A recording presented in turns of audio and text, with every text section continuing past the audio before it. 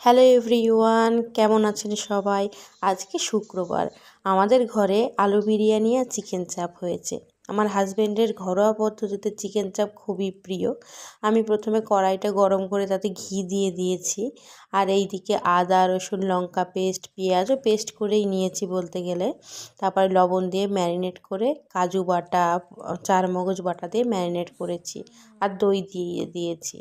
ওখানে আমি ছাতু ছিল না, তার জন্য আমি বেসনটাকে একটু রোস্ট করে নিয়েছি আগে থেকে। এর মধ্যে কাশ্মীরি লঙ্কার গুঁড়ো বিরিয়ানি মশলা দিয়ে ম্যারিনেট করে নিয়েছি।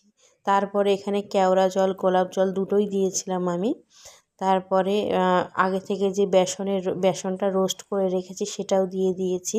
আমি আর চিকেনটাকে রেস্টে রাখতে পারিনি, কারণ বেলা অনেক হয়ে গেছিলো।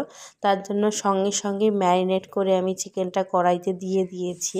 কড়াইতে দিয়ে এপিঠ ওপিঠ ভালো করে ভেজে নিয়েছি চিকেনটাকে।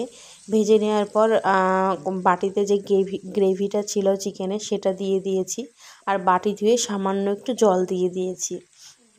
জল দিয়ে আমি চিকেনটাকে কিছুক্ষণ সেদ্ধ করে নিয়েছি।